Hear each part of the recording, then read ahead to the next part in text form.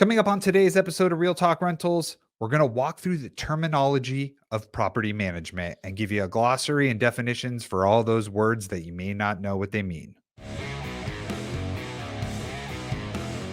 Welcome back to Real Talk Rentals, a podcast brought to you by OnQ Property Management. We're here to give you all the inside scoop on owning a rental property and everything that goes into managing it. I'm Ben, I'll be your host, and with me, as always, Mr. Eric Dixon, the go-to expert on all things rental property and real estate, especially here in Arizona.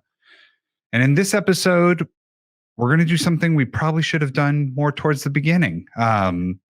We always talk about how we're in this every day, we're in it day to day, and there's things that we just take for granted that maybe everybody else doesn't know. So we got together and we compiled a list of terminology. It's a glossary, if you will, of all things property management, stuff that we say all the time that other people may not know exactly what it means. Yeah, we should have done this at the beginning. We were actually at a show last night, a local improv type deal, and they picked my wife to pick a personal relationship type.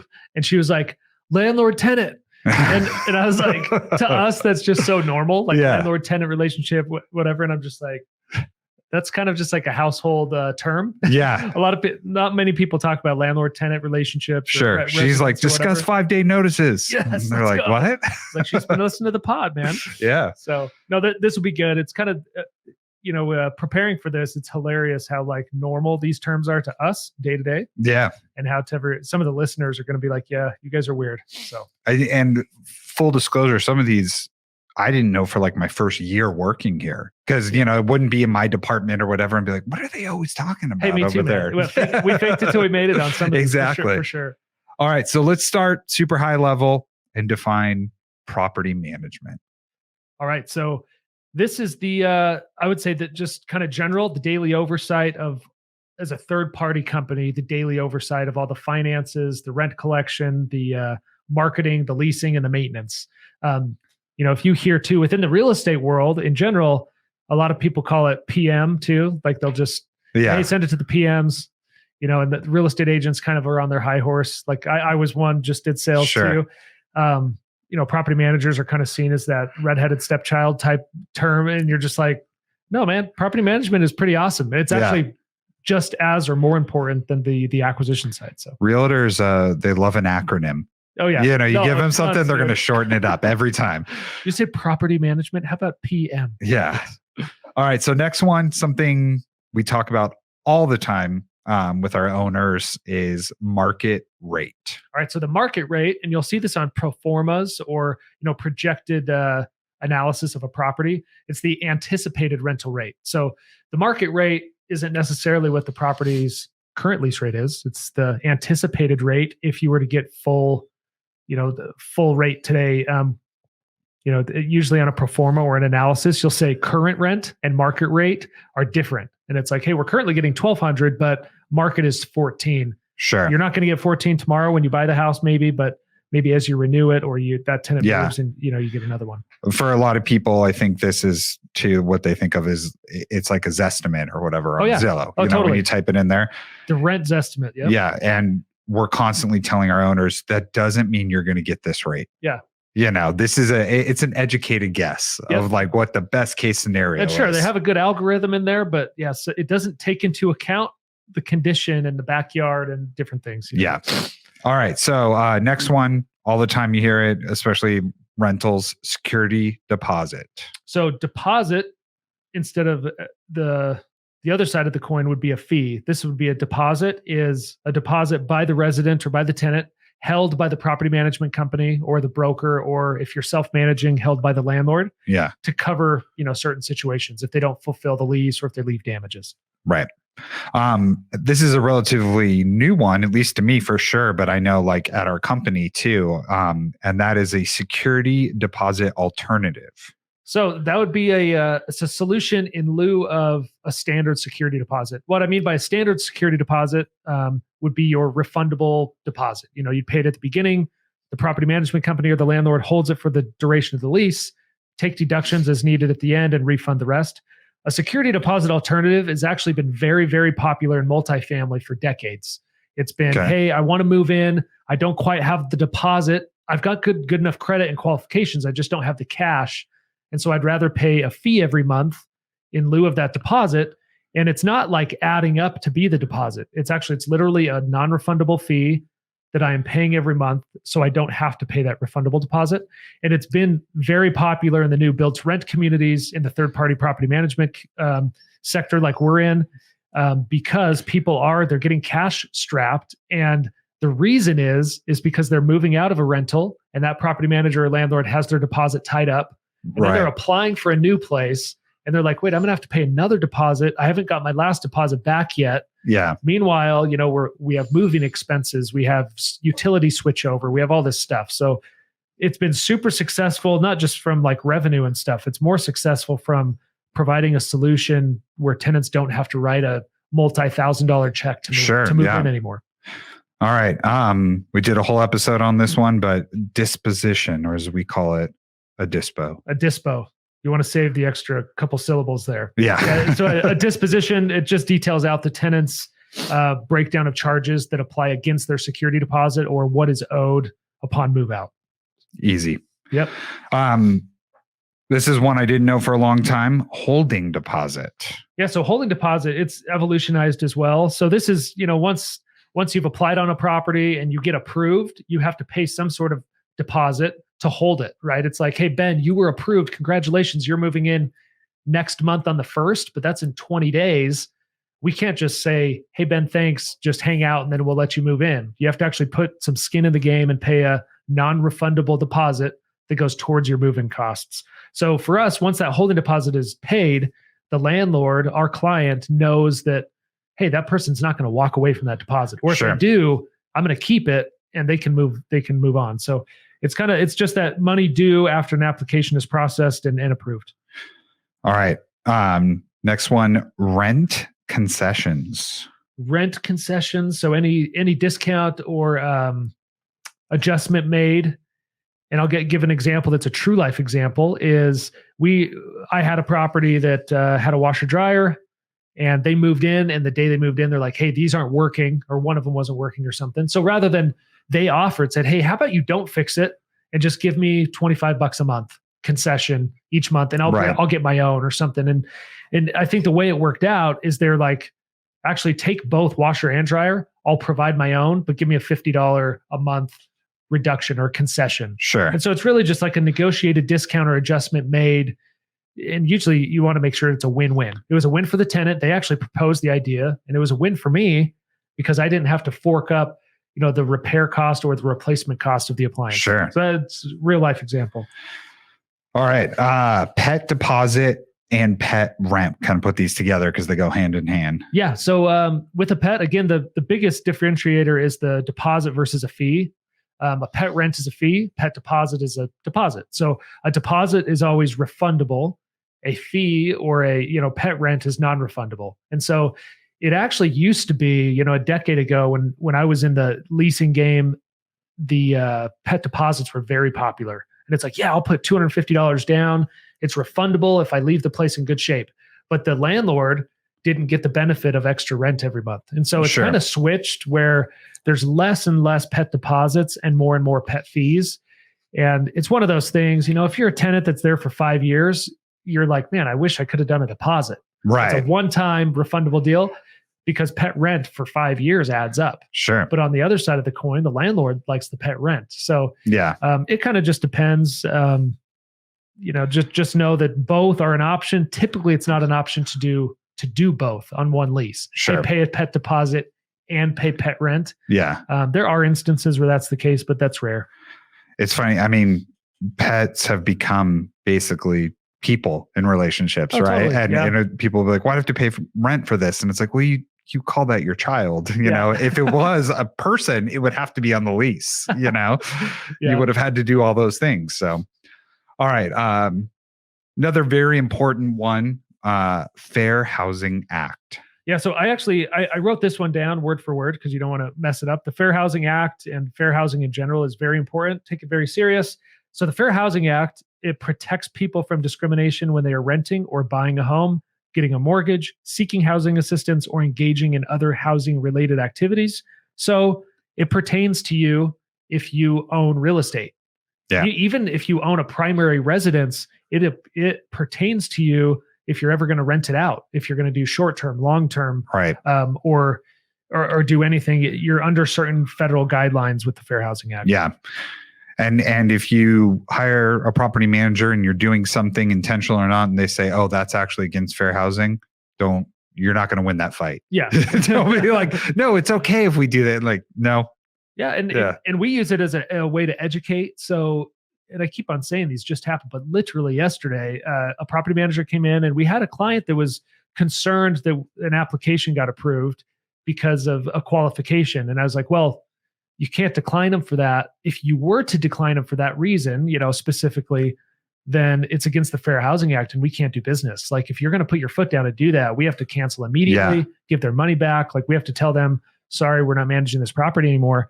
And we said that in a nice way. And the owner's like, oh, I didn't realize this was that big of a deal. Yeah. And I think that's usually the case, right? Most people they really had great intentions. Yeah. And I think that they're just like, hey, look, I just didn't want pets. And I'm like, it's an ESA animal with documentation. Yeah. You can't say no, and that's with fair housing, so it's a real thing. I think for the most part, maybe the listeners are landlords. You just gotta realize that this is a business and you have certain federal guidelines you have to follow. Yeah. And if you don't like those and you don't like participating in those, being a landlord's not for you. Yeah. Go buy some crypto or something. Yeah, short and sweet. All right. Next one, notice to vacate. So this is a notice that is written, so it has to be in writing by the landlord or the property management company or the resident giving notice to move out or to end the lease. So for a tenant or a resident, it would be letting the landlord know, hey, I'm moving out at the end of the lease. Here's my notice to vacate. If it's the property manager or landlord, you're providing the written notice that you don't want to renew the lease. And it could be because you want to sell, could be you want to do some renovations and up the rent, or something like that. All right. This is one we've been refining our process here and doing all sorts of stuff. So I truly thought I knew what this one was, and I did not until we got into it here at the office. And that is 5-day notice. Okay. So the 5-day notice, and I'm speaking from Arizona, so I don't know the case in other states, but it's very often misunderstood. A 5-day notice for non-paying or for not paying rent on time does not mean that you're 5 days late on rent. It means that once you receive this notice, you have 5 days to make right of what you owe before you can take further action. And so it gets confusing because it does say 5-day notice, and in your head you're like, hey, rent's due on the 1st. If I'm 5 days late, I'll get a 5-day notice. And it just so happened that here at On Q, we sent it out on the 5th of each month. And then if the 5th lands on a weekend, it's going out on the 3rd. Or if it lands, whatever. So we send out 5 days on the 4th, and it does not mean you're 5 days late. Right. It's a certified letter that says you have not paid rent on the 1st, 2nd, or 3rd, your grace period. At the 3rd at midnight, you are now subject to late fees and whatever. And so that's when the 5-day notice goes out. Well, they don't even get it by certified mail until, let's say, it goes out on the 4th, maybe 5th, 6th, 7th, maybe the 7th. They go to the post office and get it. And so it's like, we have to... It's 5 days from when they receive it, right? Yeah. And when it was delivered. So, and it's tracked. So we send it on the 4th.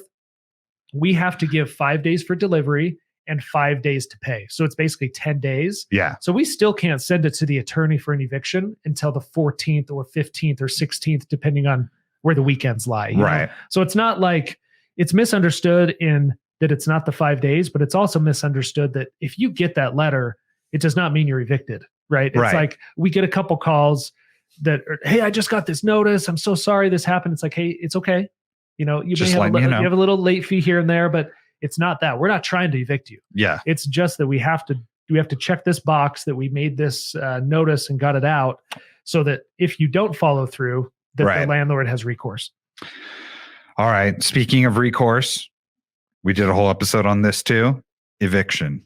So plainly, or simply, I should say, it's the legal process to remove a resident from a rental for a valid reason. So it's the legal process through the court system. It could be unpaid rent. It could be unauthorized occupancy, unauthorized pet. It could be, damage that it could be criminal activity, for a legitimate reason going through the court system.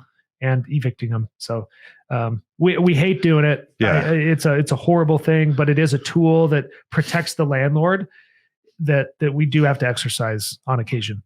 All right. This next one, while we were putting this list together, I told you that when I first started here, I didn't ask what this meant, and I had a whole different definition in my mind, which is multifamily. And I thought that meant multiple families living in a house. Oh, yeah. I was like, that's weird that we would do that. But that's more the what do they call it? Like multi-generational house. Yeah. So, and I'll kind of just combine the next two. So multifamily versus single family, right? So multifamily, essentially multiple housing units under one building or under one roof. So a duplex, a triplex, a fourplex, whatever it is. Like there's a multifamily place we manage that's 13 fourplexes side by side. Yeah. And it's a multifamily kind of complex, but they're just buildings of 4 units, in a line right there. Yeah. So that's multifamily. And then single family, it's designed for one family or household. It's oftentimes detached. It could be attached, like a townhome or a single family dwelling. But multifamily and single family, usually your multifamily is 2 or more units.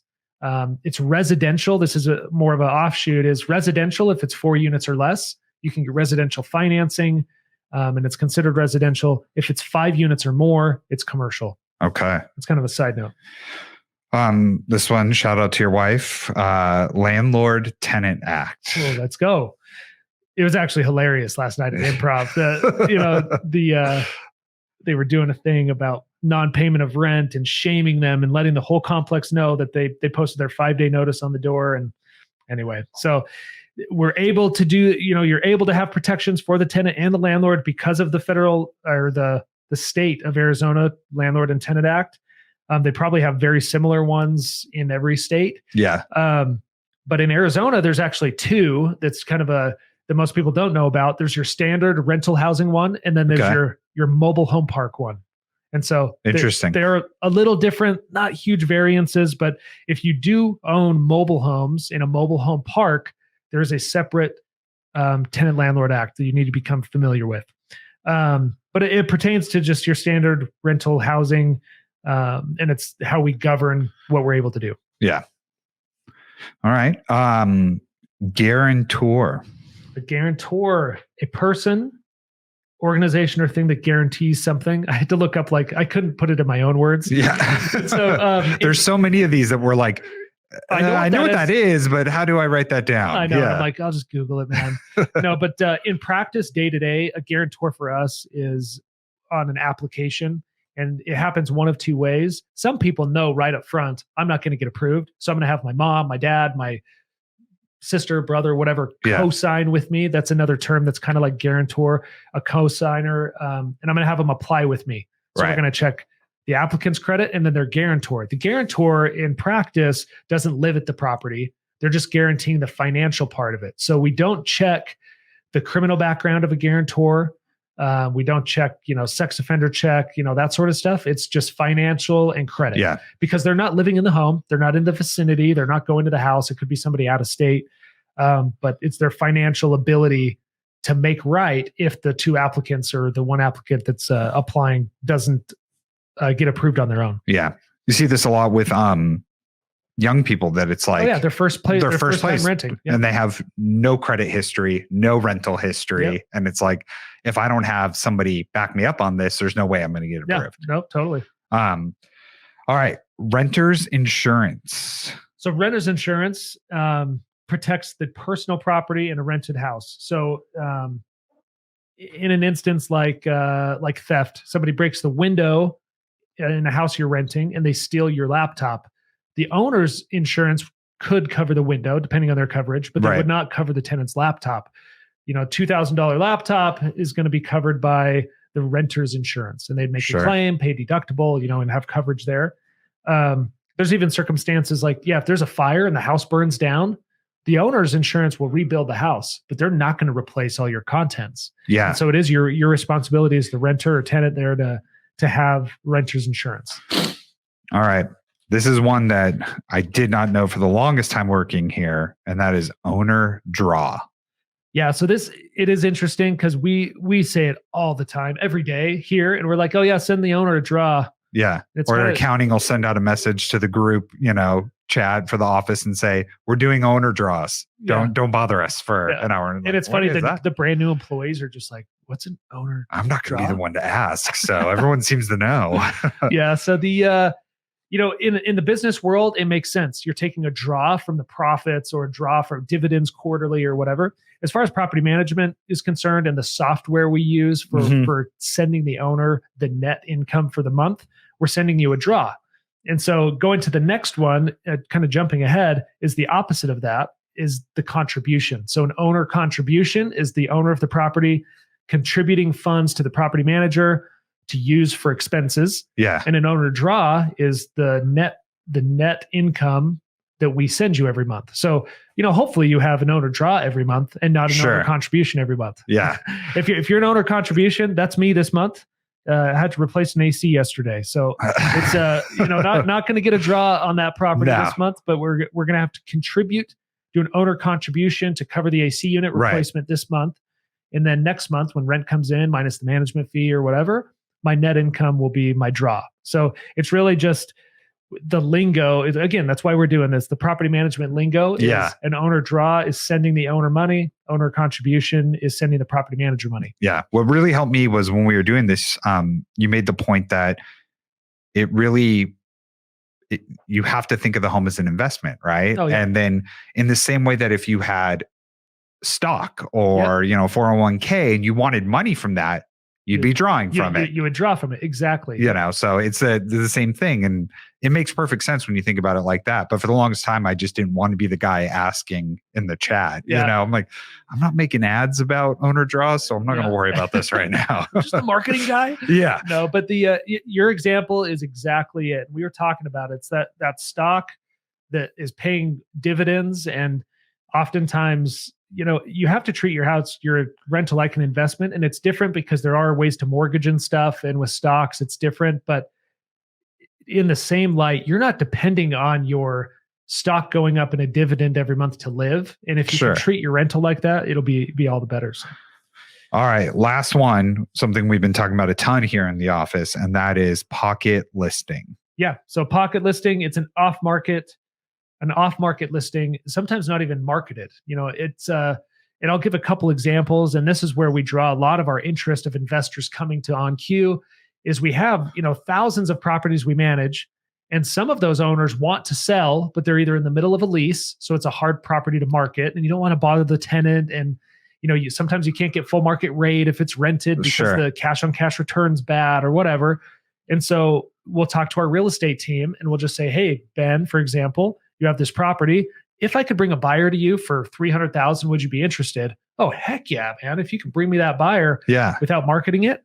And then on the other side, we have owners and people calling in that say, hey, I want to buy a $300,000 house. Yeah. And then we match up the list, hey, these off-market listings, pocket listings, as we call them. Yeah. And then these other investors, and we try and pair them together to create these off-market deals. And they're not underground or, illegal or any of that. It's really just, they're not your conventional list on the MLS, going through showings and all of that stuff. And we're not marketing them. They're not on our website for sale. If they were, we'd have to have a listing agreement and they'd have to go on. But these are just, the off market. We think the owner's willing to sell for about this range. We have this buyer that's looking in about this range, and we just try and pair them. Yeah. It's really those investors, because unlike somebody, that would normally come and say, hey, I'm looking for a 3-bedroom, 2-bath in Gilbert, for my family. This is somebody who says, I've got X amount. I want an investment property. Yep. And the numbers have to make sense. So that's it. We just kind of work the numbers, and it's a win-win-win-win in the case that the owner gets to sell it, doesn't have to wait till the tenant moves out. The tenant's happy because they don't have to do showings and put it on the market and have a sign in the yard and a lockbox. Right. Us as the property manager are stoked because we're going to retain the management. And then the real estate, we can save the buyer and the seller side commissions because we're helping the buyer and the seller. So it can be potentially a 4-way win if all the stars align on those. Yeah. All right. Well, that's it for our list. I feel like we could probably do a part 2 someday because I'm sure there's a lot of just weird things. Yeah. Between the acronyms and just stuff we say without noticing. Absolutely. There's a lot. All right. So that's it for us this time. Be sure to subscribe to the podcast wherever you're listening and leave us a 5-star review. It really helps out. And we will see you guys next time.